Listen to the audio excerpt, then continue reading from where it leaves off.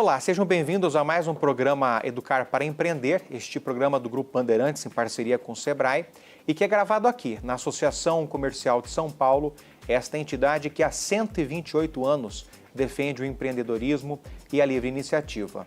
Aqui também funciona a Faculdade do Comércio, que é essa faculdade onde eu sou diretor, cujo foco é justamente a qualificação do comércio, do varejo e do empreendedorismo como um todo. A nossa entrevistada de hoje, além de uma queridíssima amiga, é uma das maiores lideranças do Brasil no campo do agronegócio, do agrobusiness, né? Que é a Tereza Vendramini. A Tereza, ela é uma liderança feminina e dará esse testemunho aqui para todos nós. E hoje, como eu disse, ela está ligada a esse tema primordial para o Brasil, a grande locomotiva da economia brasileira, que é o agronegócio. Querida Tereza, muito obrigado pela sua participação. Você sempre carismática, articulada, sempre produzindo, dinâmica, não é? Por isso, não por outra razão que todos te admiram. E eu gostaria de iniciar o nosso bate-papo, Tereza, justamente te perguntando o seguinte: qual foi sua trajetória, né? Como é que você, produtora rural do interior do Brasil, como é que você chegou, né, a esses cargos tão importantes como a presidência da Sociedade Rural Brasileira? A Tereza é membro de vários conselhos no Brasil, da FEBRABAN, o Conselhão, né, o famoso Conselho do Desenvolvimento Econômico e Social do Governo Federal, outros conselhos da Embrapa. Como é que você chegou até aqui, Tereza? Wilson, primeiro, olha, obrigada do convite, né? Eu acho que estar nessa casa que você falou agora, 128 anos, né? É um prazer muito grande estar aqui. E outra coisa, estar na nossa Bandeirantes, nesse canal, né, de business, canal para empreender. Isso aqui eu acho que você está fazendo um trabalho excelente. Tenho te visto também, tenho te acompanhado e foi uma honra para mim ter sido convidada, porque eu vi as pessoas que passam aqui com você, quem você está ouvindo, né, e levando aí para o seu telespectador, né? Muito bom. Wilson, eu acho que a minha trajetória é muito da minha geração do agronegócio brasileiro, das mulheres do agronegócio. Eu falo que a minha geração chegou numa propriedade, na administração, que eu sou pecuarista, né? Eu toco uma propriedade sozinha já há uns 15 anos mais ou menos. Ela chegou por algumas contingências, ou se o marido morreu, ou o pai morreu, ou teve algum acerto, né, com a família, ela conseguiu chegar ali. Agora, essa nova geração que está chegando é uma escolha. É uma escolha. Né? Então, essa moçada que eu ando pelo Brasil, falo muito, eu vejo as meninas que estão aí. Hoje tem um índice que as universidades, agronomia, veterinária e etc., já tem várias universidades que as mulheres estão ultrapassando os homens. Isso é novo. Né? Uhum. Isso é uma coisa nova, claro, que está acontecendo agora.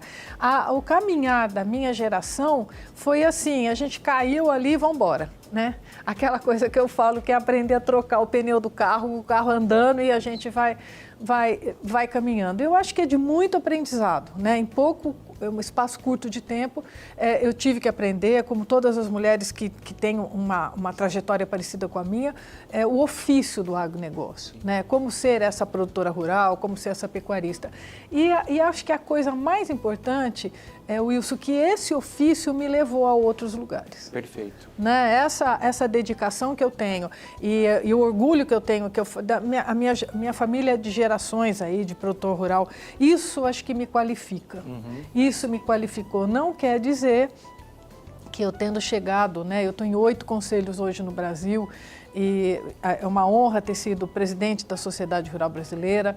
E também estive na presidência da FARM, que é a Federação da Agricultura aí das entidades do Mercosul. São 6 países no Mercosul. Não quer dizer que isso daí não foi um desafio, Wilson.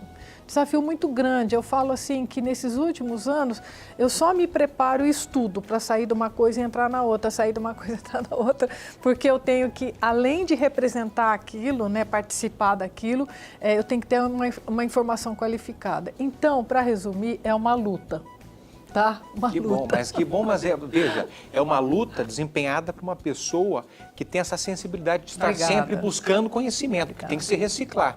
Não é claro que você, tendo vindo de uma família de produtores rurais, isso te qualifica como produtora rural, mas a liderança é uma outra coisa. E você tem esses skills, você tem essas competências e por isso que todo mundo, de fato, te admira. Obrigada. Tereza, Você citou algumas entidades, eu queria falar um pouquinho sobre elas para que o Sim. nosso público, né, eu tenho certeza que tem muitos empreendedores que nos assistem, que Sim. estão vinculados ao agronegócio, né? É importante que eles saibam dessas entidades. Com certeza. Até porque, Tereza, eu sempre digo o seguinte, você não é nada sozinho. Quando você está começando, se você puder estar vinculado a uma associação, a uma sociedade rural brasileira, que é uma associação, a um sindicato patronal ou Sim. a um sindicato laboral, enfim, a uma fundação, sempre é melhor, porque a união faz a força, né? Então, para iniciar, o que é a Sociedade Rural Brasileira que você presidiu? Eu adorei sua pergunta, assim, porque uma das maiores honras que eu tive é ter sido presidente da Sociedade Rural Brasileira, né? Eu acho que foi um marco também, eu acho que para o Brasil, que eu sou a primeira mulher presidente em 100 anos. Que beleza. Né? Então isso também eu acho que foi um diferencial que a Sociedade Rural Brasileira, junto com o seu conselho, ela teve essa ideia de lançar uma mulher quando a Rural estava fazendo 100 anos. Né? A Rural, ela foi fundada, né, há praticamente 104, 105 anos atrás, por quem? Produtores rurais brasileiros. Né? Aqui em São Paulo, até a sede, que é maravilhosa, é pertinho daqui, aqui da onde a gente está, da Associação Comercial. E acho que esse caminho da Rural, com os seus presidentes, cada um com o seu perfil, né? Passaram-se grandes nomes pela Sociedade Rural Brasileira, até tanto grandes presidentes, tanto que foi um impacto muito grande para mim, não ser essa primeira mulher eleita, mas suceder esses homens. Perfeito. Né? Que alguns são ex-ministros, ex-secretários de Estado, eles já trabalharam muito. Então, era eu continuar aquele legado. E no que, Wilson? Na defesa do produtor rural brasileiro. E é um aprendizado estar na Rural muito grande pelas pessoas que estão lá, né, pelo corpo de associados e pelo conteúdo que ela me traz. Né? Tanto que hoje, há muito tempo para cá, quando eu vou falar de desafio do agronegócio, eu aprendi dentro da casa. Onde eu esteja, onde eu caminhe, eu falo, o maior desafio do agro chama segurança jurídica. Exato. Direito à propriedade privada e livre iniciativa. Isso foi um caminho que eu tive lá dentro, foi essa escola que me fez, né, aprender. E eu levo isso comigo, onde eu sente. Eu acabei de chegar de uma reunião da Cúpula da Amazônia, e participei dos diálogos amazônicos. Com quem? Com uma diversidade, né, de movimentos sociais e tudo isso. E eu tenho uma segurança muito grande de subir hoje e estar em qualquer palco ou conversa tal, como essa produtora rural, com essa pauta número 1. Claro. Isso você falou muito bem, nos qualifica. Exato. Né, e nos dá uma segurança no caminho.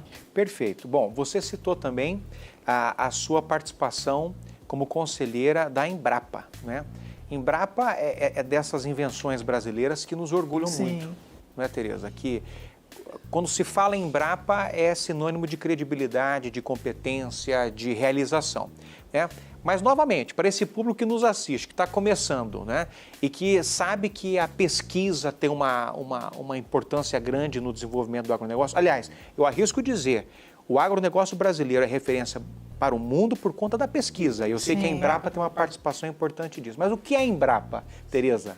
Olha, obrigado dessa pergunta, porque foi um presente que eu ganhei esse ano. Né? Eu estou, sim, como você qualificou, em vários conselhos aí que me honram muito no Brasil, mas esse convite para estar na Embrapa, como produtora rural, né, Wilson? Sim. Eu acho que tem um carinho especial para mim, né? E chegar hoje no conselho lá, junto com a nossa presidente, está sendo muito especial, né? Eu acho que o produtor rural conhece a Embrapa. Né? Hoje, para você ter uma ideia, hoje não, já faz muitos anos, nós temos 43 unidades da Embrapa no Brasil. E ela vai, né, eu vejo o mapa que eu tenho ido bastante, estado com eles em Brasília, e acabei de chegar de um encontro da Embrapa Amazônia Oriental de Belém. Certo. E que foi um espetáculo onde estavam 9 chefes das 9 Embrapas da Amazônia Legal, então toda aquela parte de cima, escutando, ouvindo, aprendendo.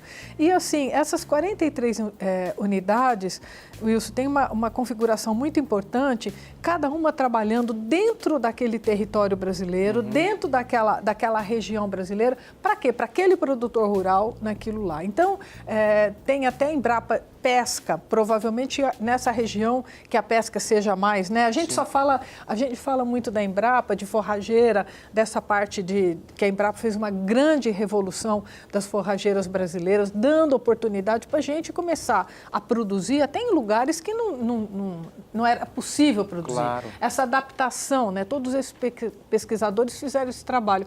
Mas hoje em dia a gente vê uma coisa assim muito maior. Ela cresceu de um tanto e agora, o que eu quero falar, que é pouco tempo que a gente tem, mas eu não posso deixar de falar, a Embrapa também acabou de eleger a sua primeira mulher presidente, que é a Silvia Massurra, minha amiga querida. Está sendo um prazer estar com ela nesse caminho, vendo, né, o trabalho que ela está tendo. E qual que é a preocupação dessa nova diretoria que eu tenho a honra de fazer parte?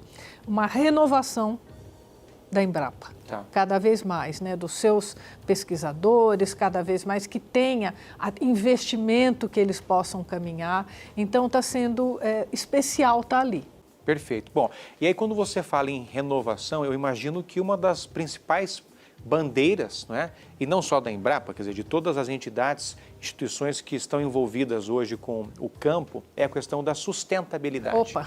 E aí eu acho importante a gente falar sobre isso, porque o Brasil, Tereza, ele pode dar uma lição para o mundo como nenhum outro país. Sim. Eu acho que o Brasil ele pode nadar de braçada nesse sentido, até porque o povo brasileiro é muito simpático a esse tema. Eu noto que o povo brasileiro gosta desse assunto.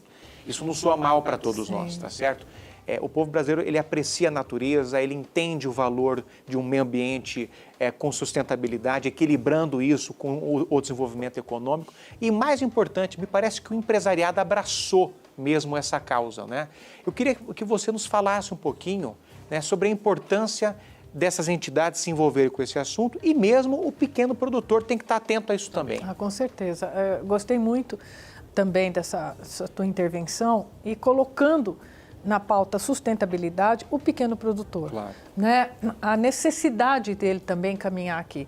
Wilson, isso daí, né?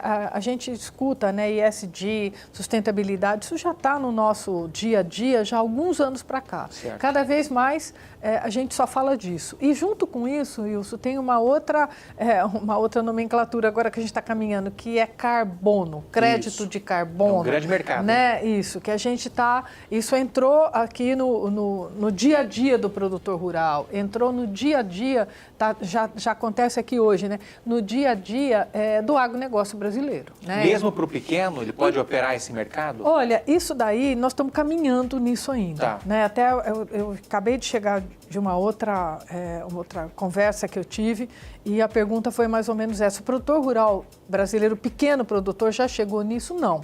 Né? Eu vejo que nós estamos caminhando, acho que a maior preocupação que eu vejo agora, tenho escutado até do governo, é ter uma metrificação para isso. Certo. Estão sendo vários trabalhos, eu quero até elogiar um trabalho que é especial, que é da Fundação Getúlio Vargas, que já saiu, o Daniel Vargas, olha, já saiu na frente disso daí, já faz muito tempo, tem gente caminhando. Mas, Wilson, se você pensar em pequeno produtor rural, que o Brasil é de pequeno produtor rural, né? 20% são acima de 500 hectares e 80% do Brasil é menos de 500 hectares, que são esses médios e pequenos produtores rurais. Sim. Então, Wilson, tem muito para se fazer ainda, claro, muito para se caminhar. Não só nessa questão de carbono, mas até na gestão de fazendas, sabe? Na compreensão desse novo agronegócio que cada vez exige mais do produtor rural.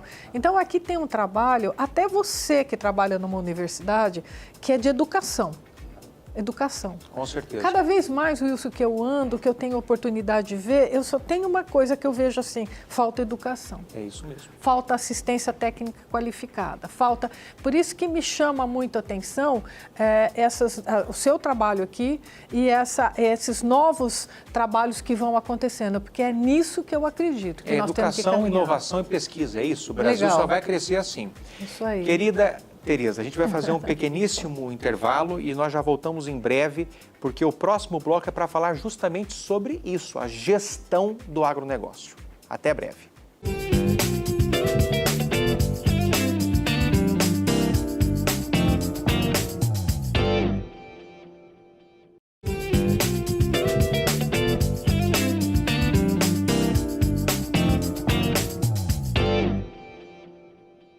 Bom, estamos de volta com o Educar para Empreender, hoje entrevistando Tereza Vendramini, que é uma das maiores lideranças do agronegócio brasileiro, um exemplo de liderança feminina.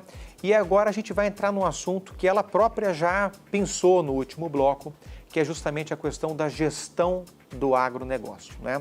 No passado, Tereza, eu me lembro que eu sou nascido em Campo Grande, eu sou filho do centro-oeste do Brasil, Isso, né? É verdade. Que é essa região do Brasil totalmente voltada para o agro, Sim. que as pessoas elas dizem, eu sou fazendeiro, né?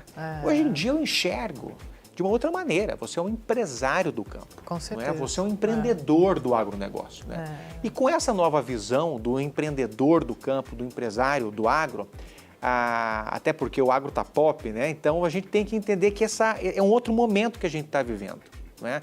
É o momento da nova gestão do agronegócio com ferramentas digitais, com softwares de gestão, com ERPs, tudo com a tecnologia. Então, eu gostaria de ouvir de você o seguinte, esse novo momento do agro, que é necessário uma maior qualificação, porque senão esse empreendedor do campo, ele vai estar desconectado das demandas atuais. Sim.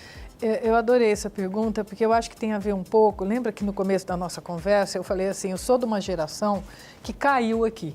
Né? Ela aprendeu a caminhar dentro do agro, a ser uma boa produtora rural, a fazer né? Eu sou pecuarista, então eu falo que é um boi de qualidade, precoce e tal, andando, caminhando. E que está vindo essa geração nova, né, que a gente comentou no primeiro bloco, de homens, mulheres, meninos, meninas, que vão ser muito melhores do que eu e do que a minha geração, e tem de ser. Claro. Né? Esse daí é o nosso futuro. E eu acho que em relação ao agronegócio geral, aos fazendeiros, é a mesma coisa, Wilson. Né? Você falou, na sua pergunta, acho que dá para resumir ela assim, alta tecnologia. Sim. Né? É isso que o agronegócio tem que estar usando já está aplicando. Mas junto com isso, Wilson, tem uma outra coisa que chama gestão. Isso. Uma gestão eficiente da sua propriedade. Não importa se ela é desse tamaninho, hoje em dia não importa mais. Ou se ela é uma grande, né, propriedade rural, uma grande fazenda. Esse gestor, ele precisa cada vez mais dessas ferramentas. E graças a Deus que o Brasil já desenvolveu, tem muita gente capacitada que já está caminhando para isso. E tem um negócio, Wilson, que aqui nessa fala, que eu acho que precisa ser dito, que é o seguinte, nós, ali no Covid, ali na 21, 22, o que aconteceu para a gente? Um outro aprendizado, aconteceu a guerra da Ucrânia. Sim. E aí, naquela guerra, o produtor rural, naquele momento, a gente estava sem alguns itens que a gente usa, produtos que a gente usa. Fertilizantes, né? etc. O produtor rural aprendeu na pele que o negócio dele, ele está inserido globalmente. E isso é muito bacana, porque eu já tive em algumas discussões, assim, junto com o produtor, às vezes mediando alguma discussão, e grandes produtores falaram assim, eu aprendi isso andando. Porque a gente não estava ligado, Wilson, a gente que era tão unido assim. Então, além disso que a gente falou antes, acho que essa visão global de mundo. Claro. Como que a gente é impactado. Agora, não vamos esquecer, né, só para finalizar minha fala aqui, a necessidade de ajuda, de assistência técnica rural para esse pequeno produtor rural. Sim. Que não está nessa conversa ainda, não está nessa mesma página que a gente está falando. Agora eu quero saber de você também, Tereza, justamente nessa questão da capacitação, da gestão do agro, né? Pensando nos pequenos produtores. Sim.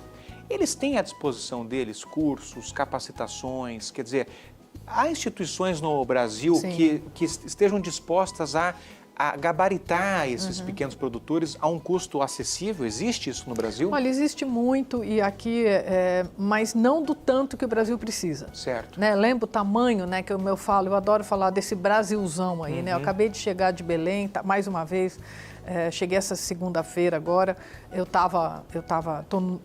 tive a oportunidade de estar no norte do Brasil. Então, existe sim, né, entidades de classe, algumas empresas que já fazem isso, mas tem muito para fazer. Isso é o primeiro ponto, né, que eu acho que é super importante para a gente falar. E a outra coisa, isso que eu acho que é uma coisa cultural, não só para o pequeno produtor, mas até para esse médio e grande produtor, é ele entender que ele precisa de ajuda, sim. Sim. Sabe? Isso daí é uma coisa até, assim, parece que não é tão importante eu falar, mas é. Porque tem uma questão que eu estou desenvolvendo agora, junto com uma demanda que existe no Brasil, eu estou tendo a oportunidade de trabalhar, que é recuperação de pastagem degradada no Brasil. Certo. E a gente não precisa sair de longe, nós estamos aqui hoje, né? O seu convite, eu estou aqui na cidade de São Paulo, se a gente sair daqui da cidade de São Paulo e andar um pouco, o tanto de pasto degradado que a gente tem saindo da cidade é muito grande, pegando essas estradas do estado de São Paulo. Isso é o quê? Uma conscientização, né, até desse produtor que deveria ser altamente qualificado. E só para amarrar a minha resposta, existe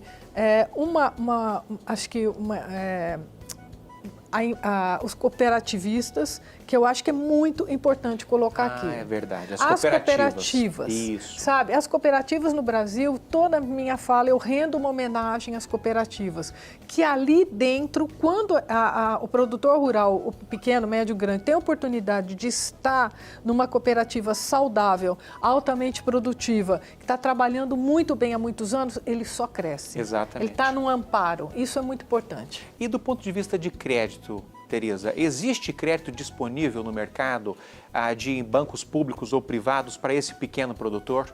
Olha, hoje existe muito, até é um fato público agora que saiu, né, o nosso último plano safra, que é o maior plano safra da história, se eu não estou enganada, 435 bilhões aí de... Bilhões? Isso, né? Que beleza. Então, assim, chegou para o produtor rural agora esse novo plano safra e com uma ênfase muito grande no pequeno produtor rural, que pode acessar um Pronamp, né, pegando a juros mais baixos. Então, existe. Olha, Wilson, isso daí é de governo para governo, é de época do Brasil para época do Brasil, né? A gente espera mais uma vez que, pelo tamanho do agronegócio, né, que esse ano está produzindo 320 bilhões de toneladas de grãos que tinha que vir um plano safra desse tamanho, dessa proporção realmente, né? E que isso continue. Que beleza. Bom, Tereza, infelizmente nós temos um inimigo aqui no nosso programa que é o tempo, não é? Imagina. E ainda mais quando quem a gente entrevista é uma pessoa inteligente, articulada, uma pessoa de fato, uma liderança como é o seu caso, né? E aí eu sou obrigado a te fazer uma pergunta final, Tereza, que é justamente o seguinte: você é uma liderança feminina, você se envolveu com um setor ainda hoje ocupado majoritariamente por homens, não é? E eu quero que você, por gentileza, deixe uma mensagem final para as empreendedoras que estão nos assistindo, né? E que, de repente, enfrentam algum cenário um pouco mais machista, que não são ouvidas, cujas opiniões não são levadas a cabo. Eu queria que você desse o seu testemunho, uma mensagem para essas empreendedoras. Olha, obrigada. Obrigada. Acho que esse questionamento aí é do coração, né? É isso daí. Olha, Wilson, realmente é um universo masculino, né? Então, já existem muitas mulheres aqui junto comigo. E eu tenho andado, sim, nos últimos anos e continuo andando, isso me surpreende, o tanto de convite que eu tenho pelo Brasil. E agora fiz até um encontro, que era a Fundação Dom Cabral que me levou, quase 800 mulheres, né, no Mato Grosso. Foi muito especial estar com as mulheres e eu tenho feito isso em outras regiões. E eu tenho falado assim, é fácil? Lógico que não. Não. nós já aumentamos o nosso número? Já aumentamos.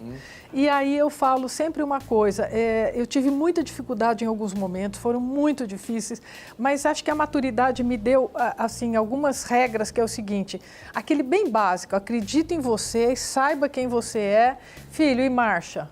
Continue marchando. E tem uma palavra, duas, que eu falo muito para as mulheres quando eu falo, resiliência, moçada. É isso mesmo. Resiliência, continuar. E a última palavra, que sem ela, nós mulheres não vamos sair de casa, que é coragem. Tem que ter muita coragem. Muito bem, querida, olha, muito obrigado mesmo, de coração. Você é uma pessoa encantadora, você é inspiradora.